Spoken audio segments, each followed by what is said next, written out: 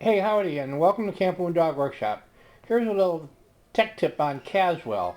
When you Caswell an entire font, you run the risk of clogging your air tube from your pump or getting Caswell in the bung thread.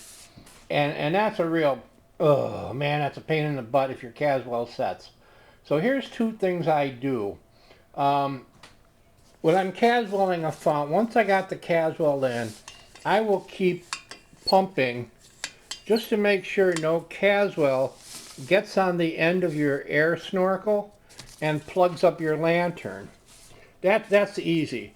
Now, keeping your bung from getting Caswelled can be a little trickier. This is what I finally figured out a couple years ago. It saved me a lot of time. What I do is I'll take uh, I use a lot of Vaseline petroleum jelly on this stuff. I'll smear the inside of the bung thread with, you can use axle grease, any kind of grease. And then I'll take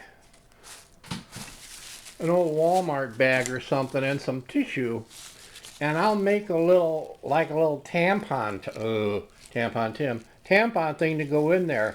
And I'll screw it in so it's good and tight. There's plenty of paper towel inside, and screw that in, a good ½ inch so you're past your thread. That'll keep the Caswell from backing up into your thread. Then once it sets, you can unscrew it. You got a little bit of grease or oil in there, keeps the Caswell from that. Remember, keep pumping this thing until you know that this is my mixing container, until you know your Caswell is not flowing anymore. So that's it. That'll save you some trouble.